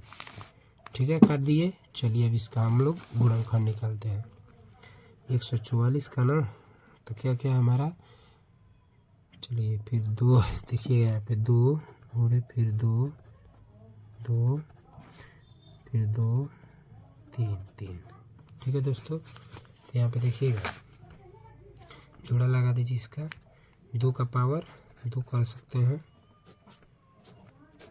फिर 2 का पावर 2 कर सकते हैं, फिर 3 का पावर 3। ठीक है, तो यहाँ पे देखिएगा 2 का पावर अधिकतम कितना, कोई संख्या पर चढ़ा है, 2 को, 2 2 पर। तो घातांक हमेशा जुटता है। तो यहाँ पे देखिए 2 और 2 को जोड़ेंगे तो कितना मिलेगा, 4 मिलेगा। ठीक है दोस्तों, 2 और 2 को जोड़ेंगे तो कितना मिलेगा, 4 मिलेगा। तो ऑप्शन में देख लीजिए यहाँ पे 4 है कि नहीं है। कितना नंबर क्वेश्चन था, 33 नंबर ना। चलिए, तो क्वेश्चन है, ऑप्शन दिया है 4, हाँ ऑप्शन नंबर सी। तब चलिए चलते हैं 34 नंबर क्वेश्चन पे। क्या कह रहा है कि किसी पूर्णांक p के लिए प्रत्येक का समपूर्णांक का रूप है। तो पहला ऑप्शन में है, देख लेते हैं 2p + 1 है। तो 2p यानी p का मान सम लीजिएगा, सम इसमें गुणा कीजिए। 3 दिन मान लीजिएगा मैं 2 लेता हूँ, 2 ही सम संख्या लेता हूँ, 2 में 2 से गुणा 2 दूनी 4, और यहाँ पे 1 को उसमें जोड़िएगा तो 5 हो जाएगा। इसका मतलब विषम हो जाएगा, यानी विषम यहाँ पे नहीं पूछ रहा है, सम पूछ रहा है। p में अगर देखिए आप फिक्स नहीं पूछ सकते हैं। जैसे मान लीजिए कि यहाँ पर खाली हमको बस मान लाना है, तो p तो होगा नहीं, क्योंकि p खुद इसमें पूर्णांक बोला है। ठीक है दोस्तों, चलिए तो c में देखते हैं। c में अगर मान लीजिए यहाँ पे p है और +1 है, तो आप यहाँ पे भले कितना हूँ सम संख्या रख दीजिए, कितना हूँ सम संख्या रहे, जैसे ही आप इसमें जोड़िएगा तो क्या होगा, विषम बन जाएगा। जैसे मान लीजिए मैं 4 लेता हूँ, 4 क्या है, तो 4 यहाँ पे सम संख्या है, और यहाँ पे 1 जोड़ दीजिए ना, 5 हो जाएगा, तो विषम हो जाएगा, तो नहीं होगा। यहाँ पे अगर 2 यहाँ पे दिया 2p, तो p का मान आप विषम लीजिए, ठीक है, और इसमें गुणा कर दीजिए। मान लीजिए मैं 5 लेता हूँ, 5 में 2 से गुणा कीजिए, 5 दूना 10, सम आ रहा है। 3 ले लीजिए, 3 दूनी 6, सम आ रहा है। 7 लीजिए, 7 दूनी 14, सम आ रहा है। इसका मतलब 2p राइट आंसर होगा सम पूर्णांक के रूप के लिए। ठीक है, कब, जब p एक पूर्णांक हो। ओके, चलिए तो 35 नंबर पे आप चलिए देखते हैं। निम्नलिखित में से कौन सा अभाज्य संख्या, तो अभाज्य संख्या खोज लीजिए। ठीक है, तो अभाज्य संख्या क्या होगा, 41 होगा, 91 नहीं होगा, 213 नहीं होगा, 501 नहीं होगा। क्यों, क्योंकि सब कटने वाला संख्या है। ठीक है, चेक कर लीजिएगा आप लोग। अब देखिएगा यहाँ पे क्या है, पूछ रहा है कि 8 का पावर 0। ठीक है, 8 का पावर 0 और गुणे 2 का पावर 0 बराबर क्या होगा, यानी आंसर पूछ रहा हमसे किसमें क्या होगा। ठीक है, तो देखिए कैसे करेंगे। 8 का पावर 0 और 2 का पावर क्या है, 0 है। तो देखिएगा जब इस टाइप का क्वेश्चन दिया हो तो हम लोग क्या करते हैं, तो देखिए एक रूल है इसमें क्या, मैथ का, कि x का पावर भले 0 हो तो उसका मान हमेशा क्या होता है, 1 होता है। तो x के जगह पर अगर 8 है, अब उसका पावर 0 बैठा है, तो उसका मान क्या होगा, 1 होगा। कैसे देख लीजिए, जैसे मान लीजिए यहाँ पे मैं 8 का पावर क्या कर रहा हूँ, 0 है, तो उसका मान हमेशा क्या होगा, 1 होगा, और गुणे फिर 2 का पावर 0 तो उसका भी 1 ही होगा। तो 1 में 1 से गुणा कीजिए तो क्या होगा, 1 होगा। आ रहा समझ में, इसका मतलब राइट आंसर 1 होगा। तो इसमें देख लेते हैं है कि नहीं। ऑप्शन में कितना नंबर था, नंबर था हमारा 36 नंबर था ना। तो देखिए, तो ऑप्शन में देख लीजिए, ऑप्शन कितना दिया है, हाँ ऑप्शन में बी तो दिया ही है। ठीक है दोस्तों, तो हमारा राइट आंसर क्या होगा, बी होगा। ओके, तो चलिए अब चलते हैं आगे। यानी अब 37 नंबर क्वेश्चन है कि 0.7 का मान कितना होगा, यानी 0.7 के ऊपर बार है, उसका मान क्या होगा। चलिए तो इसको भी देख लेते हैं।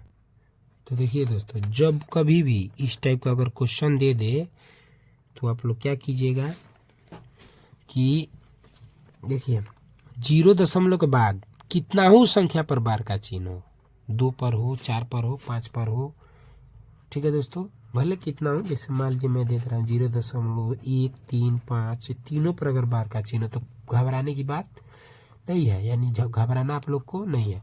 बस आप लोग को ये करना है कि बट्टा दे दीजिएगा और बट्टा के ऊपर क्या रख देना है, वो संख्या को रखना है, उस संख्या को रखना है जो बार बार आ रहा है। तो यहाँ पे 7 कितना 7 ही ना है जो बार बार आ रहा है, तो 7 रख दीजिए। अब बताइए कितना संख्या बार बार आ रहा है, एक एक गुना, तो बस 9 रख दीजिए, बाजार खत्म। 9 रख देना हम लोगों को। लेकिन अगर मान लीजिए 0.135 है, इस टाइप का है, तो आप 1 दशमलव मतलब दशमलव हटाइए और 135 लिखिए और बट्टा में देख दीजिए कितना संख्या है, 3 गो संख्या है ना, तो 3 गुना लिख दीजिए। है समझ में। अगर मान लीजिए यहाँ पे 0.72 है, दोनों पर है बार, तो इस टाइप उस समय आपके क्या कीजिएगा, बट्टा 772 दे दीजिएगा और यहाँ पे 2 गुना हो जाएगा। समझ में आया दोस्तों। चलिए तो देख लेते हैं ऑप्शन में है कि नहीं। तो ऑप्शन में हमारा देखिए ऑप्शन नंबर ए, यानी ए हमारा राइट आंसर होगा, ऑप्शन नंबर ए, ठीक है, यानी 7/9 राइट आंसर होगा। ओके, तो चलिए आगे बढ़ते हैं। अब कह रहा है कि निम्नलिखित में से कौन परिमेय नहीं है। परिमेय नहीं है मतलब अपरिमेय है, आ रहा समझ में। यानी आप देख लीजिए पाई क्या है, शुरू में बता दिया हूँ, पाई एक अपरिमेय संख्या है, √7 भी अपरिमेय होगा और √2/√5 ये भी अपरिमेय होगा। और सही आंसर होगा 3√75/√, यानी रूट में जो 48 है, यानी इसको क्या करेंगे हम लोग, सॉल्व करके देखेंगे क्या ये सही में परिमेय है कि नहीं है।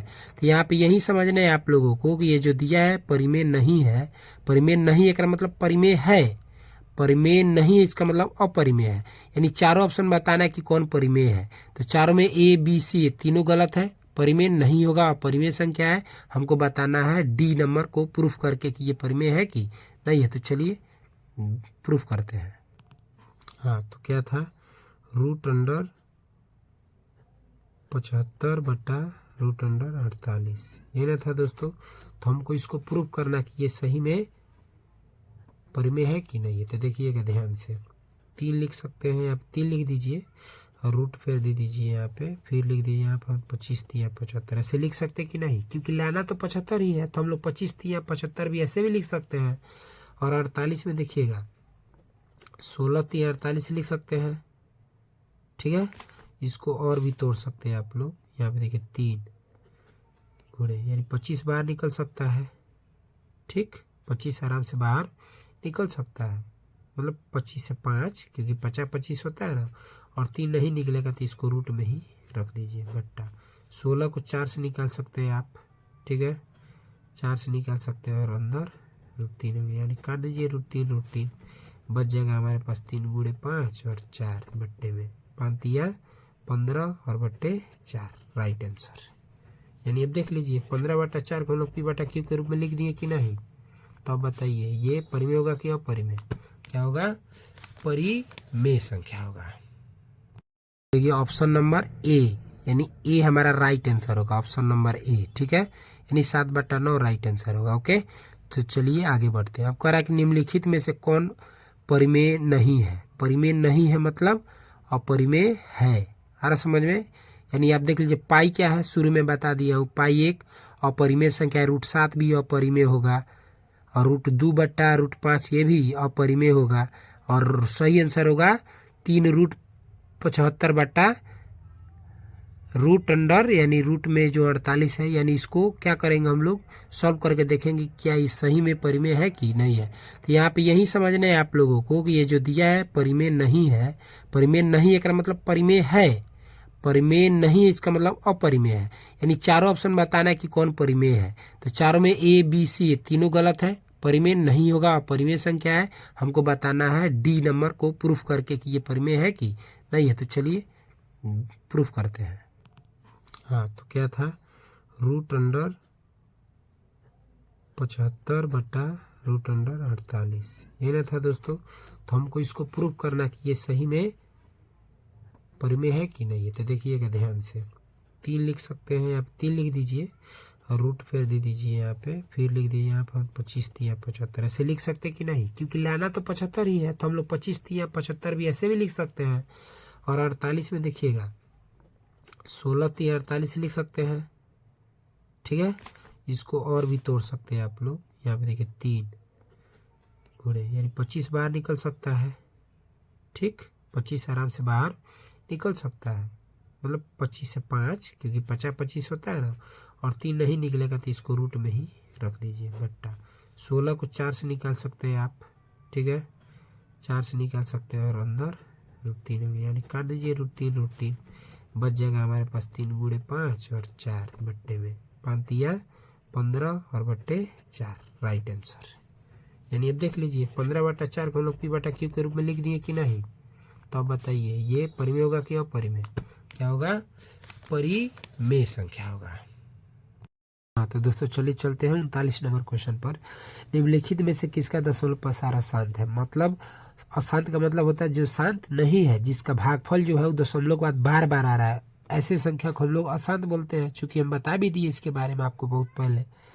तो ऑप्शन ए में है 23/50, यानी 23/50 को हम लोग काट सकते हैं, 25/1600 को भी काट सकते हैं, और 13/625 को भी काट सकते हैं। लेकिन यहाँ पे जो 39/243 है हम लोग इसको नहीं काट सकते हैं। अतः हम कह सकते हैं कि 39/243 जो है वो क्या है, अशांत है। तो इस प्रकार आप चेक भी कर सकते हैं, जांच सकते हैं कि कैसे नहीं है, क्योंकि आप हम बता दे रहे हैं कि 243 से आप 39 में भाग दीजिएगा। अगर हम देना शुरू करेंगे तो वीडियो बहुत लंबा हो जाएगा, इसलिए आप लोग चेक करिएगा और आपको पता चल जाएगा कि ये जो संख्या है 243, जब 39 से भाग देंगे तो ये संख्या जो है बार बार आएगा। ठीक है दोस्तों, तो चलिए अब बढ़ते हैं आगे। उसके बाद है क्वेश्चन है 40 नंबर में, कह रहा है कि निम्नलिखित में कौन परिमेय संख्या है। निम्नलिखित में कौन सा परिमेय संख्या, परिमेय संख्या का मतलब समझ रहे हैं आप, परिमेय संख्या का मतलब जिसको हम लोग P/Q के रूप में लिख सकते हैं। देखिए 2 गो यानी सब का सब रूट में है, तो रूट के अंदर है 1/144, ये होगा कि नहीं होगा अभी पता चल जाएगा। यहाँ पे रूट 50/5 है, तो 50 को हम लोग किसी भी दुगुने वाले संख्या से नहीं काट सकते हैं। आप लोग बताइए ऐसा कोई संख्या है जिसको दुगुना करें, जैसे 2 दूनी 4 है, तो 4 को 2 और 2 से बना है 4, ठीक है, यानी 2 और 2 गुणा हुआ था, 3 और 3 में 9 आता है। अगर 8 से भी करता 8 8 64 आएगा, 7 से कितने 7 7 49 आएगा, लेकिन 50 नहीं आएगा, इसलिए अपरिमेय है। √32 भी नहीं होगा। अगर यहाँ पे 36 होता है तो हम लोग 6 से इसको बाहर निकाल सकते थे परिमेय के रूप में, ठीक है, तो 32 भी नहीं होगा। 5 + √5, यानी देखिए यहाँ पे परिमेय है 5 और यहाँ पे √5 अपरिमेय। हम चूंकि बताए हैं आप लोगों को परिमेय और अपरिमेय मिलके अपरिमेय होता है, तो ये तीनों में से कोई नहीं होगा। तो बच रहा है हमारा कौन सा, रूट के अंदर जो है 144 कट जाएगा। क्यों, क्योंकि हम लोग एक को देखिए यहाँ पे ध्यान से देखिएगा, यहाँ पे दिया क्या है 1/144 रूट के अंदर, ठीक है दोस्तों। तो देखिए यहाँ पे अगर इस प्रकार इसको खंडित करें हम लोग, तो यहाँ पे √1/√144 है, ठीक है दोस्तों। तो √1 को हम लोग रूट के अंदर 1 × 1 लिख सकते हैं, और 144 को 12 × 12 लिख सकते हैं। क्यों, क्योंकि 12 हमारा 144 होता है। तो यहाँ पे देखिएगा यहाँ पे 1 × 1, 1 का मतलब 1 में 1 से गुणा करेंगे तो 1 तो आता ही है और आएगा भी, तो 1 को बाहर हम लोग निकाल सकते हैं। 12 है 2 गो, तो 2 में 1 बाहर निकाल दीजिएगा, तो यानी 1/12 हो जाएगा, यानी 1/12 को हम लोग P/Q के रूप में लिख सकते हैं। इसलिए हमारा आंसर, राइट आंसर क्या होगा, √1/144 ये जो है वो क्या होगा, परिमेय संख्या होगा। ओके दोस्तों, तो चलिए तो चलिए अब चलते हैं 41 नंबर क्वेश्चन पे। ए के बराबर इतना दे दिया और फिर बी के बराबर इतना दिया है, तो इन दोनों का हमें क्या निकालना है, लसा ज्ञात करना है। ओके, तो चलिए देखते हैं।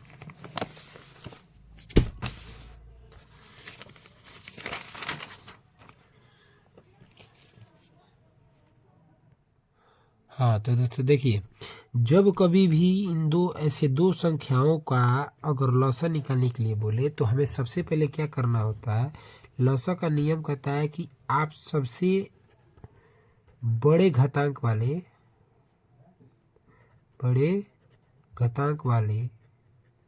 अंक को क्या करना होता है, देखना होता है। ये पॉइंट है, सबसे बड़ा घातांक। तो देखिएगा इसको सजा देते हैं पहले, क्या कि ए बराबर दिया हमारा 2 का पावर 3 गुणे 3 गुणे 5 इतना दिया है। और यहाँ पे देखिएगा b बराबर है 2 का पावर 4। यहाँ पे देखिएगा यहाँ पे इसमें 3 नहीं है दोस्तों, देख रहे हैं ना, तो इसके लिए हम लोग 3 लिख देंगे। तो यहाँ पे देखिए 5 है तो 5 लिख दीजिए, यहाँ पे 7 है तो 7 लिख दीजिए। ओके, और यहाँ पे क्या 7 नहीं है तो यहाँ पे 7 लिखे, यानी इसमें जो जो कमी था हमें उसको क्या कर दिया हम लोग लिख दिए हैं। ठीक है, तो इसमें 7 नहीं था तो 7 दे दिया, और इसमें 3 नहीं था तो उसको 3 दे दिए। ठीक, ऐसे कर लेना है हम लोगों को, यानी ये जो संख्या है एक दूसरे को पूर्ति करना है इसमें। तो देखिएगा इसमें कि 2 का पावर 3 में सबसे अधिक घातांक कौन है, 4 है, मतलब 2 का पावर 4 है तो 2 का पावर 4 लिख देंगे। इसमें देखिए इसमें पहले से 3 दिया था ना, 3 का पावर 1 है, तो इसमें 3 का पावर कुछ नहीं है, यानी इसका मतलब 0 है। ठीक है, इसमें 5 दिया तो 5 का पावर क्या है दोस्तों, 1 है ना, तो इसमें भी 5 का पावर 1 हो जाएगा। ठीक ना, और इसमें देखिए 7 का पावर, इसमें कुछ नहीं है तो 0 है, इसमें नहीं था ना, और इसमें तो 1 लिख देंगे। ठीक, 5 तो दोनों में था इसलिए हम लिख दिए हैं दोनों में 5 का पावर 1। ठीक है दोस्तों, तो चलिए यहाँ पे देखिए इन दोनों में सबसे बड़ा घातांक, बड़ा बोले थे ना, इसमें सबसे बड़ा घातांक किसका है, 2 का पावर 4 तो लिख दिए। इसमें सबसे बड़ा कौन है, तो 3 का पावर 1 है गुणा, इसमें कौन है तो 2, मान लीजिए दोनों तो बड़ा ही है, मतलब दोनों बराबर है तो दोनों में से एक को कौन ले लेंगे। और इसमें कौन बड़ा है, 7 का पावर 0 की 7 पावर 1, तो 7 का पावर 1 बड़ा है। ठीक है, तो इसमें गुणा कीजिए तो कितना हो जाएगा, 4 चौका 16, यानी 2 दूनी 4, दूनी 8 दूना 16। और यहाँ पे देखिए 5 दिया 15, 15 सते 105, और 105 में 16 से जब गुणा कीजिएगा आप तो आपको कितना मिलेगा, 1680 मिलेगा। ठीक है दोस्तों, तो चलिए अब हम लोग देखते हैं कि सही में आंसर आया है कि नहीं आया है। यहाँ पे देखिएगा आंसर डी यानी 1680 राइट आंसर है। बस आपको ये करना है, लौसा जब भी पूछे तो इसमें बड़ा से बड़ा घातांक को देखना है, और इन दोनों संख्याओं में, यानी जब इसमें देखिएगा कि कौन किसके बिना अधूरा है मतलब उसको लिख देना है। इसमें 7 नहीं था तो 7 दिया, और इसमें 3 नहीं था तो 3 दे दिए, बस इतना ही काम किया और कुछ नहीं। ठीक है, अब आगे बढ़ते हैं 42 नंबर क्वेश्चन पे। क्या कह रहा है कि यदि m एक धनात्मक पूर्णांक है तो धनात्मक विषम पूर्णांक का रूप ज्ञात कीजिए। विषम देखना है आपको, देख लीजिए सम सम, यहाँ देखिए कोई नहीं, इन विषम तो है ना, यानी आप यहाँ पे सम लीजिएगा। अगर मान लीजिए मैं 2 लेता हूँ तो 4 दूनी 8, और यहाँ पे 1 जोड़ दीजिएगा 9 हो जाएगा, यानी विषम बन गया। तो इसका मतलब हमारा राइट आंसर कौन होगा, सी होगा। आ रहा समझ में दोस्तों? अगर नहीं आ रहा है तो देखिए मैं एक्सप्लेन भी कर देता हूँ आप लोगों को। तो हम किसको राइट आंसर बोले हैं, 4m+1 को। ठीक है, क्योंकि यहाँ पे सम है और यहाँ पे विषम है। तो देखिएगा हम बताए थे यहाँ पे सम और m का मान आप कितना हो ले लें, सम लीजिए चाहे विषम लीजिए। मतलब अगर सम लेते हैं तो यहाँ पे अगर मान लीजिए मैं 2 लेता हूँ +1 है तो 4 दूनी 8 और 8 1 9 हो जाएगा, 8 1 9। इसका मतलब विषम आ रहा है, तो इसलिए हमारा राइट आंसर क्या होगा, सी होगा। राइट आंसर सी, यानी 4m+1 यही एक विषम धनात्मक पूर्णांक है। तो दोस्तों सॉरी, इसके लिए सर्दी हो गया इसलिए आवाज़ थोड़ा सा भारी आ रहा है, तो क्षमा चाहेंगे उसके लिए। चलिए तो आगे बढ़ते हैं। उसके बाद है यदि 2 संख्याओं का गुणनफल इतना है एवं उनका मौसा इतना है तो उनका लसा होगा। चलिए दोस्तों बहुत ही आसान क्वेश्चन है, इस पर भी थोड़ा ध्यान दीजिएगा। हाँ तो जो दिया है उसको लिख लेते हैं। क्या दिया है, 2 संख्याओं का गुणनफल, 2 संख्याओं का गुणनफल। ठीक है, कितना दिया है, 2166 दिया है, और मौसा दे दिया है, मौसा दे दिया है 19। ठीक है, चलिए तो इसका सूत्र क्या आता है, 2 संख्याओं का, यानी मान लीजिए ये पहला संख्या है और ये दूसरा, तो 2 संख्याओं का गुणनफल बराबर होता है मौसा गुणे लसा। ठीक है दोस्तों, मौसा गुणे लसा, ये सूत्र होता है। ठीक है, तो देखिए 2 संख्याओं का गुणनफल हमें दे दिया कितना, 2166, मौसा भी दे दिया कितना 19, और ज्ञात क्या करना है, लसा। ओके, तो यहाँ पे देखिएगा यहाँ पे 2166 पहले से है, इधर 19 जो है वो किस चीज़ में है, गुणा में है ना, अब बराबर की इधर लाइएगा तो क्या भागा में हो जाएगा। ठीक है दोस्तों, तो देखिए तो यहाँ पे हम लोग 19 में 2166 से भाग देंगे तो देखिए क्या होता है, कट रहा है कि नहीं, 2166। ठीक है, तो 19 से कम 19 होगा, यहाँ पे बचेगा कितना, 2, खत्म। फिर यहाँ पे 6 उतरिएगा तो 19 दूना तो फिर एक बार में जाएगा तो कितना बचेगा, 16 हो जाएगा, 16 में से 9 हो जाएगा तो 7, ये खत्म। फिर यहाँ पे 6 बच जाएगा तो 19 का मतलब 76 है, तो 19 चौका 76, यानी पूरा पूरा खत्म। आया कितना, 144। तो हमारा इसलिए 144, तो इसलिए हमारा आंसर यानी लॉसा जो होगा वो कितना होगा, 144। सॉरी दोस्तों, 114 ना है, 114 होगा। तो देखते हैं इसमें आंसर दिया है कि नहीं। तो देखिए, हाँ देखिए दिया है 43 का सी दिया है ना दोस्तों। तो चलिए इस प्रकार आप इसको हल कर सकते हैं। तो यहाँ पे देखिए 44 नंबर करा, संख्या इतना इतना है, अब आप लोगों को इसको बताना है, हम कुछ नहीं करेंगे। ठीक है, आप लोग इसका निर्णय निकालिएगा कि पूर्णांक होगा कि परिमेय होगा कि अपरिमेय होगा, किनमें से कोई नहीं हो, क्योंकि मैंने बता दिया है कि जो संख्या बार बार जिसकी पुनरावृत्ति होती है, मतलब बार बार जो संख्या तो वो क्या होता है। ठीक है, आप लोग इसको बना लीजिएगा, डिसाइड कीजिएगा कि ये क्या होगा। ओके, तो चलिए आगे बढ़ते हैं। यहाँ पे देखिएगा दोस्तों क्या है, पाई/3 है, तो इसमें पाई/3 में बताना है आप लोगों को कि ये परिमेय होगा कि यह अपरिमेय होगा।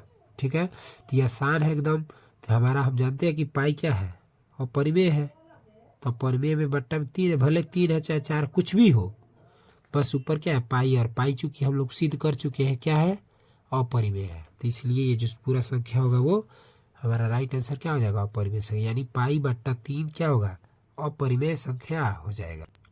चलिए अब चलते हैं आगे। अब क्या करें, निम्नलिखित में से कौन सा अपरिमेय संख्या है, निम्नलिखित में कौन अपरिमेय संख्या है। अपरिमेय बोले तो जिसको p/q के रूप में नहीं लिख सकते हैं, देखिए √17, √100, यहाँ पे √4, √16 प्लस √25। यहाँ पे देखिएगा 100 को आप निकाल सकते हैं, 10 दहिया 100, 10 से बाहर निकल जाएगी, परिमेय हो जाएगा, जबकि आपसे पूछ रहा है अपरिमेय। 4 को आप निकाल सकते हैं, 2 दूनी 4 बाहर निकल जाएगा, 16 को 4 चौका 16, 4 से निकालिएगा, प्लस 25 है तो 5 से निकालिएगा, यानी 17 जो ऐसा संख्या है जिसको हम लोग बाहर नहीं निकाल सकते, यानी √17 क्या हो जाएगा, अपरिमेय, यानी राइट आंसर ए। तो आप चलिए अब 47 नंबर है, एक अशून्य परिमेय और अपरिमेय संख्या का गुणनफल होगा। अशून्य मतलब जिसमें शून्य नहीं हो। ठीक है, अपरिमेय संख्या का गुणनफल यानी एक अशून्य परिमेय और अपरिमेय संख्या का गुणनफल जो होता है हमेशा अपरिमेय ही होता है। समझ रहे दोस्तों, यानी परिमेय और अपरिमेय में हमेशा जब गुणा होगा तो उसका जो फल होगा यानी प्रतिफल होगा वो हमेशा अपरिमेय होगा। ओके, तो ये उतना इम्पोर्टेंट नहीं है, लेकिन फिर भी चलिए अब आगे बढ़ते हैं। 48 नंबर है, √3 एक है, तो √3 को भी आपको बताना है कि वो परिमेय होगा कि नहीं होगा, उसको मतलब उसको हम आपके ऊपर छोड़ते हैं। ठीक है दोस्तों, तो इसको भी आप कमेंट करके बता दीजिएगा। अब इसमें है ये 2, 10 और 20 के लसा और मसा का अनुपात। ये भी बड़ा कुछ आसान क्वेश्चन है, किसका, 2, 10 और 20 का लसा। तो चलिए इसको भी देखते हैं कैसे होगा।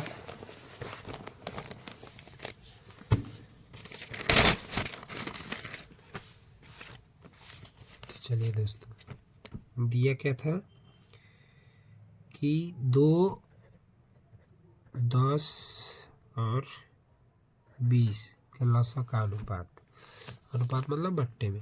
देखिए 2 को हम लोग क्या ले, 2 × 1, 10 को 5 दूनी यानी 2 × 5 = 10। ठीक है, और इसको 2 × 5 = 10, 10 दूना 20। ठीक है दोस्तों, चलिए हाँ तो देखिए, तो यहाँ पे हम लोग यहाँ पे गुणा 1 20 को भी लिख सकते हैं और इसको भी लिख सकते हैं। ठीक है, यानी 2 × 1 यानी फिर 5 को तोड़ेंगे, मौसा ना ज्ञात करना है हमें, मौसा ज्ञात करना, ये पॉइंट है देखिएगा। फिर 2 × 5 = 10, 10 1 × 10। ठीक है, एक दे या न भी दे तो कोई दिक्कत नहीं, लेकिन कभी कभी इसका भी ज़रूरत पड़ जाता है, 20 में 2 5 10, 10 दूना 20 गुणे 1। ठीक है दोस्तों, तो मौसम में क्या होता है, हम लोग जोड़ा लगाते हैं। तो देखिएगा, चलिए लग गया इसका, फिर इसका लगेगा, फिर एक का भी हम लोग क्या कर सकते हैं, मतलब एक का जोड़ा लगा सकते हैं। ठीक है, हमारे पास निकल के आया क्या, 2 गुणे 5 गुणे 1। ठीक है दोस्तों, चलिए तो 5 दूना 10 गुणे 1। ठीक है दोस्तों, कोई दिक्कत नहीं है। अब इसको अनुपात में जब हम लोग क्या करेंगे, निकालेंगे, तो अनुपात यानी यहाँ पे हो जाएगा 10/1, अर्थात अनुपात हम लोग निकाल सकते हैं 10:1। तो हमारा राइट आंसर कौन होगा, देखते हैं। तो हमारा राइट आंसर है 49 नंबर का बी, यानी 10.10। हाँ तो दोस्तों चलिए चलते हैं 50 नंबर क्वेश्चन पे। क्या करा है कि 6, 8 और 22 का लौसा और मौसा का अनुपात ज्ञात कीजिए। ठीक है, तो चलिए देखते हैं। तो देखिए, लौसा ज्ञात करने के लिए सबसे पहले दोस्तों हम लोग को क्या करना होगा, 6, 8 और 22 का अभाज्य गुणनखंड निकालना होगा। ठीक है, तो चलिए निकालते हैं। पहले 6 का देखते हैं। 6 का क्या होगा, 3 दूनी 6 और 2 एकम 2, यानी हमारा निकल के आएगा 2, मतलब 3 गुणे 2। अब 8 का देखिए, 2 दूनी 2 चौका 8, 2 दूनी 4, फिर 2 एकम 2, क्या मिला, 2 गुणे 2 गुणे 2। फिर 22 का निकालेंगे तो 22 में 11 दूनी 22 और 2 एकम 2, क्या मिला, 11 गुणे 2। ठीक है दोस्तों, अब इसको हम लोग घात के रूप में लिखेंगे। ठीक है, क्यों, क्योंकि लौसा हमारे लिए, यानी जो लौसा हम लोग निकालते हैं वो क्या मांगता है, सबसे ज़्यादा घात वाला अंक मतलब बोलता है देखने के लिए। तो यहाँ पे 3 का घात कितना, 1 है, और यहाँ पे 2 का घात 1 है। यहाँ पे देखिए 2 का घात 3 है, और यहाँ पे 11 का घात 1 है, और 2 का घात 1 है। तो सबसे ज़्यादा घात इन दोनों में सबसे ज़्यादा कौन है, 3 है, तो यहाँ पे 3 लिख दीजिएगा। और 2 में 2 का घात कितना है, 3 है, यानी सबसे ज़्यादा है ना इसमें। यहाँ पे मान लीजिए अगर 1 भी लिख देता हूँ तो यहाँ पे 2 का पावर 3 हो जाएगा, और यहाँ पे दोनों में 11 है, तो 11 सबसे ज़्यादा, तो यहाँ पे 11 लिख दीजिए। यहाँ पे देखिए, फिर 3 गुणा कितना हो जाएगा, 8 हो जाएगा, और यहाँ पे 11। ठीक है, तो 11 × 88 और 88 तो यह कितना होगा, 264। ठीक है दोस्तों, 88 तो 264। हाँ तो ठीक है दोस्तों, ये हमारा निकल गया क्या, लौसा। ठीक है, अब हम लोग मौसा ज्ञात करते हैं। ठीक है दोस्तों, तो मौसम देखिएगा, मौसा क्या करता है, मौसम हम लोग देखते हैं कि इसका कॉमन क्या है, इन सभी में कॉमन देखते हैं। तो कॉमन देखिए, इसमें कौन है, 2 भर ही है, और कोई सा क्या 3 से नहीं मिलेगा, फिर यहाँ पे 2 है, इसमें नहीं मिलेगा। ठीक है, तो यहाँ पे मौसा क्या मिलेगा, हमारा 2। तो अनुपात बोला है ना ज्ञात करने के लिए। ठीक है, किसका किसका अनुपात, तो लौसा का बटे मौसा का। ओके दोस्तों, तो देखिए लौसा हम लोग कितना लाए हैं, 264, और मौसा कितना है, 2। ठीक है दोस्तों, तो ये कट सकता है, 2 एकम 2, 2 एकम 2, 2 3 6 और 2 दूनी 4, यानी हमारा मिलेगा 132/1। अर्थात हम लोग कैसे लिख सकते हैं, 132:1, यानी यही हमारा राइट आंसर होगा। ओके दोस्तों, तो चलिए देखते हैं उसमें आंसर में दिया है कि नहीं दिया है। चलिए, तो 50 नंबर था, तो देखिए ऑप्शन में दिया है ए। ओके दोस्तों, यानी ए नंबर आंसर हमारा राइट होगा। ठीक है, तो ये रहा दोस्तों हमारे पहले चैप्टर का वास्तविक संख्या का 50 ऑब्जेक्टिव क्वेश्चन। तो आशा करते हैं ये वीडियो आपको समझ में आया होगा। तो अगर ये वीडियो आपको अच्छी लगी हो तो आप इसे लाइक करें, कमेंट करें, और चैनल को अगर सब्सक्राइब नहीं किए होंगे तो उसको सब्सक्राइब कीजिए। ठीक है दोस्तों, और अपना प्यार दुलार दीजिए। ओके, तो चलिए मिलते हैं अब नेक्स्ट वीडियो में, तब तक के लिए थैंक यू, धन्यवाद।